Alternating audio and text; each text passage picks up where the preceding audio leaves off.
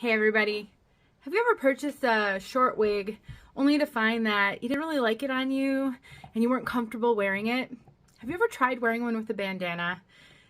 This is one of my favorite ways to wear a short pixie because I really don't have the bone structure for really short wigs. I'm 5'9" and just a little bit overweight and, big boned, and I don't have any petite to me. And sometimes pixies look better on people with some more petite features. But I love to put a pixie on with a bandana. This is just a square bandana that I folded up into a headband and then I put it on.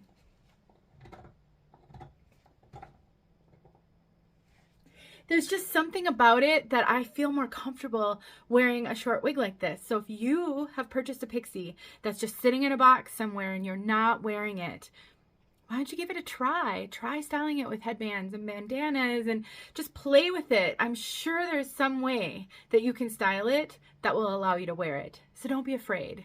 Just your tip of the day.